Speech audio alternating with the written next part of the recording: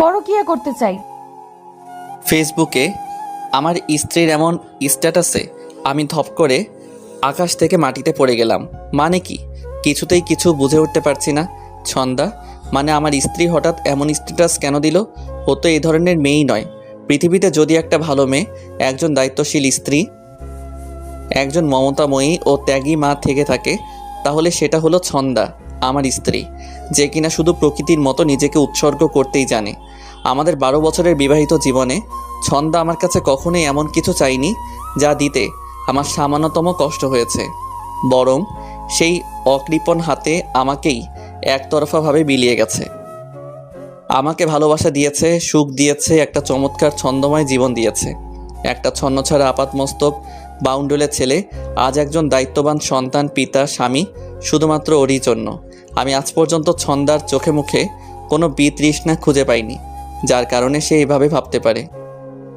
রোজকার মতো আজ সকালেও তো সে হাসি মুখে সংসারে যাবতীয় কাজ করলো। আমার অফিসের কাপড়গুলো ঠিকঠাক করে দিয়ে লাঞ্চ বক্সটা সাজিয়ে দিল, বাচ্চাদের খাইয়ে দিয়ে স্কুলের জন্য রেডি করিয়ে দিল। তারপর যথারীতি সেও কলেজে যাবার জন্য তৈরি হলো। ছন্দা একটা আধা সরকারি কলেজে বাংলা পড়ায়। দারুণ বই পাগল মেয়ে, আর লেখার হাতও নাকি চমৎকার।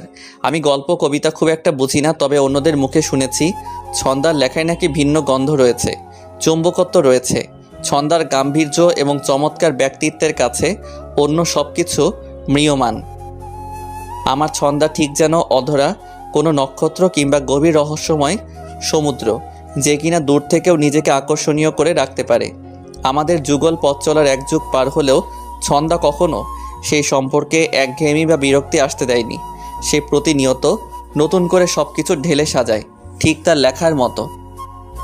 এক হাতে সংসার, সন্তান, আমার বৃদ্ধ মা বাবা, চাকুরি, এমনকি আমার মতো একটা অলস ও সুবিধাভোগী মানুষকেও সে খুব যত্ন করে সামলে রাখে। প্রতিটি দায়িত্ব সে অত্যন্ত পরিপাটি ও মনোযোগ দিয়ে পালন করে। এই তো খানিক আগেও ছন্দা আমার সেলফোনে কল করে জানতে চাইল আমি খেয়েছি কিনা, ঠিক আছে কিনা।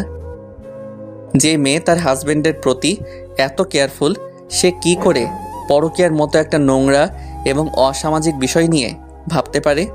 নিজেকে এত নিচে নামাতে চায়? না না, এটা অসম্ভব। নিশ্চয়ই একটা কিছু গন্ডগোল আছে। তবে কি ছন্দার ফেসবুক আইডি হ্যাক হয়েছে? চিন্তাটা মাথায় আসতেই ওর সেলফোনে কল করলাম। ছন্দা, তুমি ঠিক আছো তো? হ্যাঁ, কেন, কি হয়েছে? না কিছু না। কি করছিলে? কিছু না, আমার বন্ধু নীরা ফেসবুকে বেশ কিছু ছবি আপলোড করেছে ওদের সিলেট ট্যুরের, তাই দেখছিলাম। ও আচ্ছা, ঠিক আছে। তার মানে আইডি হ্যাক হয়নি, অন্য কোনো ব্যাপার? কিন্তু কি? এবার টেনশনে আমার বমি বমি ভাব শুরু হয়ে গেল। কি চলছে ছন্দার মনে? সে কি আমার অলক্ষ্যে অন্য কারোর সাথে? না, এটা অসম্ভব। যেই মেয়ে একটা সামান্য চকলেট পেলে কিংবা একটা লাল গোলাপ পেলে খুশিতে কেঁদে ফেলে কিংবা কখনো কখনো ছটফট করে, সে আর যাই হোক এমন নোংরামো করতে পারে না। অবশ্য অনেক দিন আমি ছন্দাকে চকলেট দেই না। ফুলও শেষ কবে দিয়েছে মনে নেই। ছন্দাও আজকাল এসব নিয়ে কিছু বলে না। বাচ্চাদের জন্য যখন এটা ওটা নিয়ে যাই, তখন অবশ্য খুব আগ্রহ নিয়ে আমার হাতে থাকা ব্যাগটার দিকে তাকায়। নিশ্চয়ই বাচ্চাদের জন্য কি এনেছি তাই দেখে। তখন ওর চোখে একটা কৌতূহল, একটা অনুসন্ধিৎসু ভাব থাকে।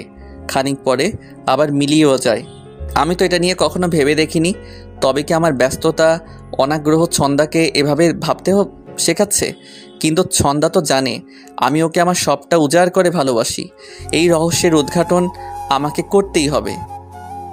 কিন্তু কি করে? আচ্ছা, পরকীয়া তো একটা গোপন এবং নিষিদ্ধ ব্যাপার। এটা কি কেউ এভাবে ঢোল পিটিয়ে ফেসবুকে স্ট্যাটাস দিয়ে করে? তাও আবার ছন্দার মতো মেয়ে। কি জানি কি মনে হলো, আবার ফেসবুকে ঢুকে ছন্দার আইডিতে ঢু মারলাম। না, এবার তো কোনো স্ট্যাটাস দেখলাম না। মানেটা কি? কি হচ্ছে এসব? তাহলে কি ছন্দা আমাকে কিছু বোঝানোর জন্য এমন করলো? আমি দেখেছি এটা নিশ্চিত হওয়া মাত্র আবার রিমুভ করে দিল। কিন্তু কেন? নাকি সত্যি সত্যি ছন্দার মনে আমার অগোচরে অন্য কেউ ডালপালা মেলে দিয়েছে? আমাকে জানতেই হবে, জানতেই হবে। ছন্দার বেশ কিছু ডায়েরি আছে লেখালেখি করার জন্য। তার মধ্যে হালকা নীল রঙের একটাতে সেই ইদানিং বেশি করে লিখছে। আমি কখনো ওর ব্যক্তিগত জিনিসপত্র ঘাটাঘাটি করি না, কিন্তু আজ রাতে ছন্দা ঘুমিয়ে পড়া মাত্র আমি ডায়েরিটা নিয়ে বসার ঘরে চলে এলাম। আমি জানি সারাদিন প্রচুর খাটাখাটুনি করে বলে ছন্দা গভীর ঘুম ঘুমায়। এ সময় ঝড় তুফান কিংবা ভূমিকম্প কোনো কিছুতেই তার ঘুম ভাঙে না। কাজে নিশ্চিন্ত মনে আমি আমার কাজ করে যেতে পারবো। ডায়েরিটা খোলা মাত্রই একটা সুন্দর গন্ধ মুহূর্তেই আমাকে আচ্ছন্ন করে ফেললো। বিয়ের প্রথম দিকে ছন্দার কাছে গেলে একটা অদ্ভুত গন্ধ পেতাম, কেমন যেন নেশা নেশা লাগতো। আজ অনেক দিন পর আবার সেই অনুভূতিটা ফিরে পেলাম। ইস, কর্মময় জীবনের ব্যস্ততা আমার কত অনুভূতি ভোতা করে দিয়েছে। ডায়েরিটা খুলেই আমি হতভম্ব হয়ে গেলাম। এখানে একটাও গল্প বা কবিতা লেখা নেই, সব ছন্দার মনের কথা, কষ্ট, অভিমান, ক্ষোভে ভরা। ওর মনে এত কষ্ট, আর আমি জানতেও পারিনি। ছন্দা এক জায়গায় লিখেছে, কত সহজেই আমার জন্মদিনটা হারিয়ে গেল। 5টা বছর হলো শাহেদ ভুলে গেছে। তাই তো, কতদিন হয় আমি ছন্দার জন্মদিনে শুভেচ্ছা জানাই না, কোনো উপহার দেই না। অথচ আমার প্রতিটি জন্মদিনে ছন্দা নিজের হাতে আমার প্রিয় ফ্লেভারের কেক বানায়, প্রিয় খাবারগুলো রান্না করে, আমাকে আনন্দে আনন্দে ভরিয়ে রাখে। আর আমি পরের পৃষ্ঠায় লেখা, কোমর পর্যন্ত ছড়ানো দীঘল চুলগুলো কেটে ঘাড় অবধি নিয়ে এলাম। শাহেদের কোনো বিকার নেই। আর এক জায়গায় লেখা, মাছ ভাজতে গিয়ে তেল ফুটে পড়ে চোখের ঠিক নিচে একটা কালো ফোসকা পড়েছে, বেশ যন্ত্রণা হচ্ছে। 7-8 বছর আগেও আমার কিছু হলে শাহেদ কত অস্থির হয়ে যেত। এখন চাঁদের কলঙ্কের মতো আমারও সবকিছু ওর চোখে সয়ে গেছে।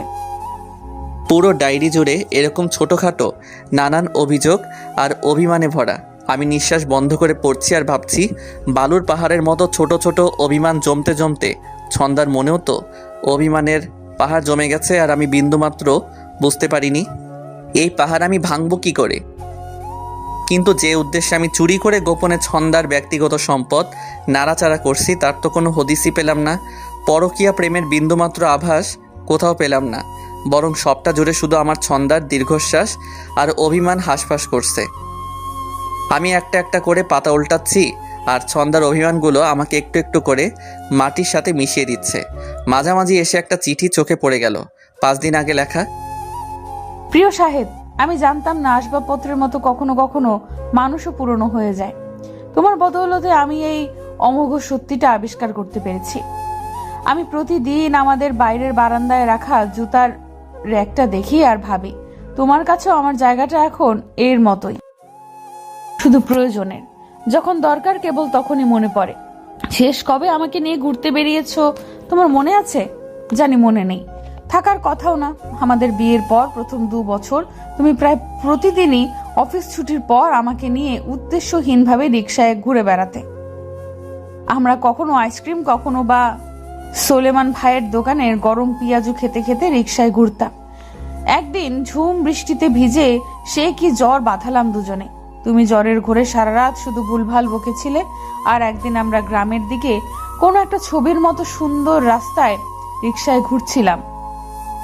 তখন সবে গাছে গাছে বাদল দিনের প্রথম কদম ফুলেরা নিজেদের মেলে ধরতে শুরু করেছে। কদম ফুল আমার প্রিয় বলে তুমি 7-5 কিছু না ভেবেই কোনো এক গৃহস্থের বাড়ির একটা অপেক্ষাকৃত ছোট গাছের বড় একটা ফুল শহর ডালটা ভেঙে সে কি বিপদটাই না পড়েছিলাম আমরা। ভাগ্যিস সেই রাস্তায় তাদের রামধোলাই থেকে কোনো মতে বেঁচে গিয়েছিলাম। এত ভোগান্তির পরও কি সুন্দর ছিল সেই দিনগুলো। তুমি হয়তো জানো না, আমার অসহায় এবং একাকী মুহূর্তের সঙ্গী এই স্মৃতিমাখা দিনগুলো। এর পর 2 বাবু এলো আমাদের। ওদের সহার্চের এখনো আমাদের প্রতিটি দিন ভোরের স্নিগ্ধ বাতাসের মতোই নির্মল সুন্দর হয়ে থাকে। সেই নির্মলতায়, সেই সৌন্দর্যে তুমি আছো, আমি আছি, আমাদের সন্তানও আছে, আমার মাঝে তুমি আছো। কিন্তু তোমার নিত্যদিনের ছন্দে গাথা জীবনের কোথাও আমি নেই। ভুল বললাম, আমি আছি শুধুমাত্র তোমার প্রয়োজনে, তোমার চাহিদায়। এখন আর কষ্ট হয় না। কষ্ট হতে হতে কষ্টটাও হাঁপিয়ে উঠেছে। বরং বলা ভালো, কোনো অনুভূতি হয় না। যদি হতো তাহলে তো আমি রাগ করতাম, অশান্তি করতাম, ঝগড়াঝাটি করে তোমার সাথে একটা বড়সড় ঝামেলা বাঁধিয়ে ফেলতাম। কিন্তু পারি না, কারণ আসলে এত কিছুর পরেও দিন শেষে আমি শুধু তোমাকেই ভালোবাসি, তোমার তীরেই নোঙর ফেলি। মাঝে মাঝে প্রচন্ড ইচ্ছে হয় অনেক দূরে চলে যাই, তোমাকেও একটা সুযোগ দেওয়া দরকার যে তুমি আসলে কেমন থাকতে পারো আমাকে ছাড়াই। আমি এখন শুধু তোমার নিত্যদিনের অভ্যাস, তোমার প্রয়োজন, যা কিনা একদিন ছিল অস্তমিত সূর্যের মতো মাধুর্যময় ভালোবাসা, একদম নিখাত টলটলে জলের মতো স্বচ্ছ। আমি অভিযোগ করতে জানি না, যদি পারতাম অভিযোগ করতাম, অনুযোগ করতাম, কিন্তু এই অপদার্থ আমি সেইটুকুও পারি না। শুধু পারি তোমাকে নির্হারা পাখির মতো জাপটে ধরতে, ভালোবাসতে। ভালো থেকো তুমি আজীবন, আমৃত্যু। তোমার ছন্দা। কতক্ষণ তন্ময় হয়েছিলাম বলতে পারছি না। এ আমাকে কোথায় এনে দাঁড় করিয়ে দিল ছন্দা। ছন্দার জীবনে যেমন শাহেদ ধ্রুবতারা, তেমনি শাহেদের জীবনেও তো ছন্দা ছাড়া দ্বিতীয় কোনো নারীর অস্তিত্ব নেই। তাহলে এত অভিমান এলো কোথা থেকে? আর ছন্দার অভিযোগ, অনুযোগের প্রতিটি বাক্য, প্রতিটি শব্দ সত্যি এবং সঠিক। সত্যি তো, আমি ওর কোনো যত্ন করি না, করার প্রয়োজনও মনে করি না। আমি একরকম ধরেই নিয়েছি, যেমনই হোক যাই হোক ছন্দা আমার কাছে থাকতে বাধ্য। কিন্তু তারও যে কিছু শারীরিক মানসিক চাহিদা থাকতে পারে এটা তো ভুলেই গেছি। অথচ আমার শারীরিক মানসিক প্রয়োজনে সময় মতো সবটাই ওর কাছে থেকে বুঝে নিতে কার্পণ্য করি না তো? কর্মময় জীবন, ব্যস্ততা, সংসার আমাকে এতটাই স্বার্থপর আর আত্মকেন্দ্রিক বানিয়েছে যে আমি নিজেকেই হারিয়ে ফেলেছি। ছন্দার পরকীয়া প্রেমের কোনো হদিস তো কোথাও পেলামই না। উপরন্তু আমি নিজেকে আবিষ্কার করলাম একটা তীব্র জ্বালাময়ী অপরাধের সাগরে। এবার আরও পরিষ্কার বুঝতে পারছি যে ওটা ছিল শুধুমাত্র আমাকে দেখানোর জন্য আমার উপরে তীব্র অভিমানের ফল। কিন্তু বছরের পর বছর ধরে আমি একটু একটু করে যেভাবে ছন্দার নির্মল স্বচ্ছ মনটাকে বর্ষার কালো মেঘে ঢেকে দিয়েছি, তা থেকে মুক্তি পাবো কী করে? আমি কি আর কোনোদিন আমার ছন্দাকে সেই কদম ফুলের মিষ্টি গন্ধমাখা সোনালি দিনগুলো ফিরিয়ে দিতে পারবো? ভোর থেকে ঝুম বৃষ্টি হচ্ছে। আজ আর কিছুতেই অফিসের কাজে মন দিতে পারছি না। 11টা নাগাদ জরুরি প্রয়োজন আছে বলে ছুটি নিয়ে অফিস থেকে বেরিয়ে এলাম। মাথার ভেতরে এখনও ছন্দার অভিমান গন্ধভরা চিঠিটাই ঘুরপাক খাচ্ছে। যে করেই হোক আমাকে এই অভিমানের পর্বত ভাঙতেই হবে, কিন্তু কিভাবে? শুকনো দৃষ্টিতে ছন্দা আমার দিকে তাকিয়ে আছে। না, এই দৃষ্টিতে কোনো অভিমান নেই, অভিযোগও নেই, কেমন যেন একটা দায়সারা ভাব, যেন বলতে চাইছে, কি চাই তোমার বলো, আমি এক্ষুনি দিচ্ছি। আমি খুব অবাক হয়ে লক্ষ্য করলাম আমার ভেজা শরীর দেখেও ছন্দা বিচলিত হচ্ছে না। এবার আমিও মনে মনে একটু আহত হলাম।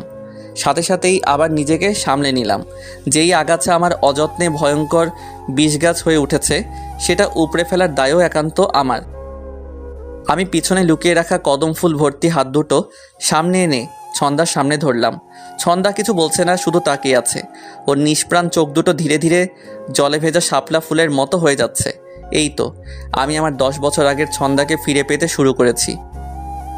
এবার পকেট থেকে ওর প্রিয় ডার্ক চকলেটটা হাতে দেওয়া মাত্রই ছন্দা আমার বুকে আছড়ে পড়ে ফুপিয়ে কাঁদতে লাগলো। আমি কিছু বলছি না, এবারও স্বার্থপরের মতো শুধু ওর নিষ্পাপ ভালোবাসার উষ্ণতা নিচ্ছি। আর ভাবছি আমি বোকার মতো হারাতে বসেছিলাম আমার আমিত্বকে, আমার সত্তাকে, যা কিনা একটু যত্ন আর ভালোবাসা আমাকে প্রতিদিনই সাজাতো নতুন করে। না বুঝে কাউকে সন্দেহ করা ঠিক না। আসুন আমরা আমাদের ভালোবাসার মানুষকে বিশ্বাস করতে শিখি, তার মতামতের গুরুত্ব দেই। গল্পটা কেমন হয়েছে কমেন্ট করে জানাবেন। ধন্যবাদ।